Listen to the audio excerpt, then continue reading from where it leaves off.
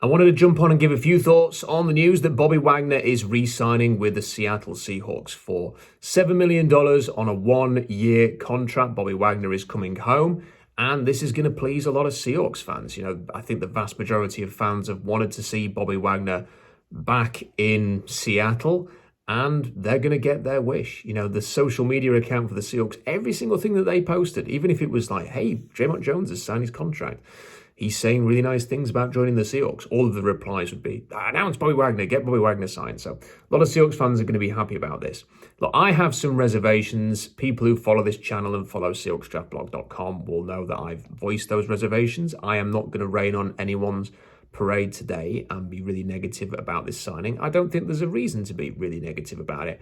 I just have some reservations. Last time when he was with the Seahawks in 2021, he didn't play that great.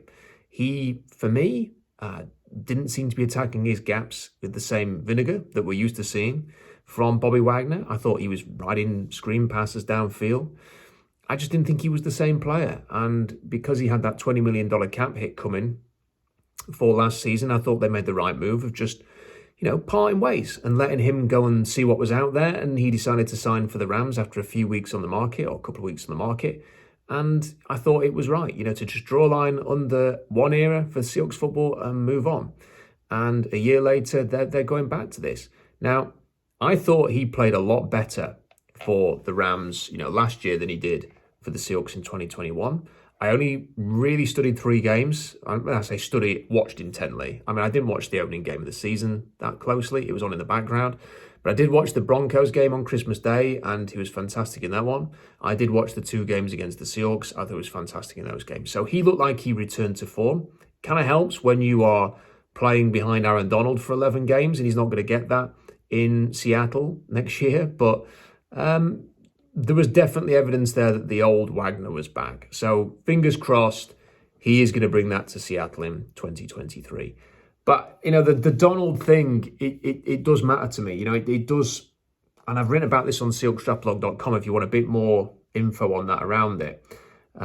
It concerns me a little bit because they have not put together a defensive line that can keep someone like Bobby Wagner clean. And I think he needs to be able to play free and fast.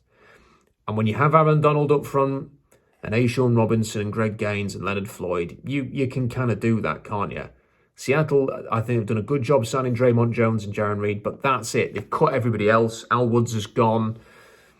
Shelby Harris has gone. The 2 players who played okay on the defensive line last year, Quinton Jefferson's gone as well. It's a clean sweep.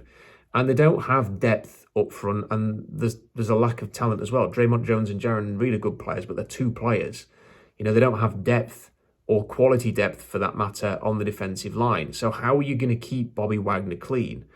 They can't, at the moment, go and sign anybody else. Ashawn Robinson's still a free agent. Calais Campbell's still a free agent. There are others. They can't go and re-sign Shelby Harris because even before this signing, they had minus $700,000 to spend in effective cap space. So what that means is, you have some cap space, but you would have to save some, for example, to sign your rookie class, minus $746,786. So you would have to create room just to sign your rookies right now. And, how they're going to do that, I'm not sure. So they don't have the money to go out and sign veterans unless they're going to pull some levers. But the only levers that they've got are cutting Jamal Adams as a post-June 1st release, which will save $8.4 million. That'd do it. That'd cover Wagner's contract. And you might have $1 million to spend on somebody else this year, potentially. It's not loads, though, is it? You could negotiate a new contract with Uchenna and Nwosu, lower his cap hit, but you'd be going to him with a lack of leverage because you would say, please sign an extension, we need the money. And he would say, well, okay, give me this much because, essentially I want to test free agency next year when I'm a free agent and I could get a lot of money. So it's going to cost you right now if you want to jump that process. So that wouldn't be a market for Seattle to go into with any kind of leverage. And the only other thing they could potentially do is trade Noah Fant. But again, it'd be a buyer's market given the quality of tight ends in the draft. So they don't have that many options really to sort this issue out unless they're going to borrow on the credit card of Tyler Lockett's contract. But they're already committed so much to him and DK Metcalf for that matter. I don't know how you're going to do that unless Jamal Adams is willing to take a pay cut, unless Quandre Diggs is willing to take a pay cut. Again, I wouldn't be putting money on the credit card with Quandre Diggs because, you might want to have the option of moving on next year. So I don't really know how they can afford this and improve the defensive line before the draft, which could then back them in, set them into a corner on the draft, which is something they've said they really want to avoid. They really want to avoid going into the draft feeling, we need to take this position, we need to take that position. Right now, it kind of looks like, well, they're going to have to do that. They're going to have to take defensive linemen early and often just to fill holes on the roster. Not that keen on that. I was hoping they were going to avoid that. There are good defensive linemen, and they're going to take some. It's inevitable that they're going to take some. But you don't want to feel like you have to take some. You don't want to have to feel like, okay, 5, we've got to take Tyree Wilson. I've been watching Tyree Wilson tape again today. I've got some notes coming on this maybe tomorrow or Monday. And I went back and watched his worst games, and I just don't see suddenness off the edge. I don't see that much explosion. I see a lot of upper body power, great length. He can bully his way into the backfield at times. I don't think you're getting a difference maker if you take him at number 5.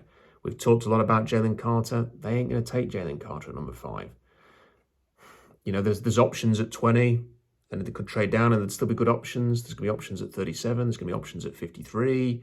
They can add some defensive linemen. I just wonder, can you build a defensive line with rookies and 2 veterans? Not sure. Can they execute the scheme? Can they keep Wagner clean? Big challenge. Also kind of feels a little bit like it's quite nostalgic what's going on at the minute now. They've signed Jaron Reed and they've signed Bobby Wagner. They kind of just cling into the past a little bit here. We know that Pete Carroll and John Schneider like to sign their guys. That's why we see people like Bruce Irvin and Luke Wilson keep coming back. Are we just seeing a more expensive version of that this offseason with Reed and Wagner coming in and being 2 of the big ticket free agents that they've signed? I don't know. So there are some positive things. Now they don't have to go into a bad linebacker draft feeling like they've got to take one of those. They can kind of ignore that position if they want to, and I think that's a good thing. And obviously Wagner's very experienced and can provide something in the locker room. And if he can play like he did last year, irrespective of the defensive line, then fantastic. Then that will be a big addition to the Seahawks, and they don't need to worry too much about Jordan Brooks coming back. So there are some positives there. The last few things I'd like to talk about, though, are more reservations. And I wrote this in the blog, in the last 12 months, Wagner has been cut by the Seahawks and cut by the Rams. And people go, it's a financial thing. Yeah, but if you're a really, really good player, how many top players get cut back-to-back years? And, there was a way for the Seahawks to lower his cap hit in a negotiation a year ago, and they just chose to cut him. And he's partnered with the Rams. On each occasion, there's not been a hot market for Wagner. There's not been a lot of options. He kind of went and had a couple of weeks, 3 weeks of a cold market last year, and then announced some deal that was like worth tens of millions, but actually it was like a 1-year deal for 10 million. And then this year, he's not been linked with anybody. It's just been drifting along. It went quiet, and now he's signed a contract that looks similar to the Levante David contract in Tampa Bay for $7 million. And we need to see the structure of that. Are there incentives involved? Is he just taking a team-friendly deal with incentives to come back? Maybe he has.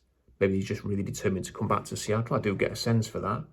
But at the moment, it's a 1-year, $7 million deal. So, why has his market been that cold? If he really is, Bobby Wagner, a team's looking at him like, well, he's 33 this year, and is going back to that at expense and now putting yourself in a situation where you've got to make other cap moves just to be able to afford this. Is it worth it, I suppose, is the question I would ask. One of my other big complaints is the amount of money they've spent on linebackers and safeties over the years, and the stock that they've put into it with the Jamal Adams trade, then paying Adams, paying Diggs. They're committed $36 million to Diggs and Adams this year alone. Julian Love's got a contract, I think it's $4 million this year and $8 million next year. So that's $40 million for those 3 safeties. Ryan Neal's $2.6 million. So that's $42.6 million on safeties this year. And now he's spending $10.5 million on Wagner and Devin Bush, plus the Jordan Brooks' contract, which is in the final year. So it's his most expensive on his rookie contract. So that's it's a ton of money on safety and linebacker again. And it's a curious strategy when you only have 2 defensive linemen. It just is. And, the other thing I wanted to say was, what did we learn from the Seahawks with this? Are they just being more aggressive to accelerate like a fresh start? Is it like, okay, we've had one season, got to the playoffs, done well, but we want to go and take a step now. So we're going to be aggressive. We're going to go and sign Draymond Jones. We haven't done that in a while. Sign a big ticket free agent. We're going to go and get Bobby Wagner. We're going to get Julian Love, Bush, Reed. Get the quarterbacks back. All that stuff. Be aggressive. To accelerate. Because I'm very happy with that if they're doing that. Can they combine being competitive again this year and maybe even more competitive, while also sort of looking to the future? And I hope they do that in the draft. Are they prepared to use the draft to think about, this year, but also next year, the year beyond, and that's not just me saying quarterback at 5. That's me also saying, can you look ahead at tight end? Can you, it's a good tight end class. Can you look ahead at safety? It's a good safety class. Can you look ahead with your interior offensive linemen? Because they're both out of contract next year. Do you see what I mean? I want them to be able to sort of plan ahead with this draft, not feel like they've got to fill a bunch of holes so that they can win in 2023. And that's what I want them to avoid. I hope they're not going to treat this draft like get all the needs filled with the draft and whoa, we've got a complete roster and here we go. Because that's the kind of plan that they've admitted themselves has got them into trouble, and they've made mistakes before. When you go into the draft looking to fill the holes and finish things off, that's got them into trouble. So I hope that they will take a long-term view. We'll see what they're going to do. I'm still very much of the mindset that at number 5, it needs to be either Will Anderson or one of the quarterbacks. I am a little bit worried that, because I think Will Anderson's going to be gone, unless they trade up for him, but who are they going to trade up with? Because I don't see an obvious partner there. If Will Anderson's gone, I think the quarterback's the next best option. I'm just not excited by Tyree Wilson at 5. And I think there are increasingly people who feel that way too. It's not just me. I mean, the size, the frame is great. But he hasn't tested. We don't have any testing numbers. I'm just not excited by him at number 5. I don't think he's a game wrecker. I don't think he's a twitchy game wrecker. But last year, they didn't sign a left tackle when Dwayne Brown was out of contract. They didn't sign a hedge because they knew they were going to get a left tackle at number 9. And there was part of me that looks at this defensive line now and thinks, are they just going to draft whoever? Because like I say, it won't be Carter and Anderson's going to be there. But are they just going to draft somebody for that defensive line at number 5 to fill a hole? And I hope they don't do that. I hope they shoot for greatness at a premium position at number 5. And for me, that means Will Anderson or quarterback. That's just what I'm hoping. And they do have other picks where they can go defensive line. As I showed in my mock draft that I posted earlier, I wasn't intending on doing 2 videos, but the Bobby Wagner news dropped. So that's where we are. Like I said, I'm trying to be, I've voiced some reservations. I'm not trying to rain on anybody's parade. I hope people will understand, because there's going to be a lot of people who are going to be very excited by this, and I want you to be excited about that. I'm not trying to dampen your enthusiasm for this news. I just have a few things I want to say about this Bobby Wagner signing. I must admit, if I could transfer that $7 million to Sean Robinson and maybe a defensive lineman, I probably would. But, I'm also going to look forward to the draft. They have ticked off a linebacker need here. I think there has to be a corresponding move, and I'm really interested to know what that is. And it might even be a corresponding move that I like. So we'll see. And I think, people can probably guess what that would be. So anyway, Wagner's back in Seattle. Thanks for watching. SeahawksDraftBlog.com. Big article on there about this that you can read for some more thoughts. The place to be for the Seahawks in the draft through until the end of April and beyond. Make sure you check it out, SeahawksDraftBlog.com. Subscribe to the channel. Give us a like. Press the little bell button for notifications so you never miss any videos. Make sure you subscribe, because 50% of you still haven't subscribed. And it's really frustrating. So please subscribe. And until next time, bye for now.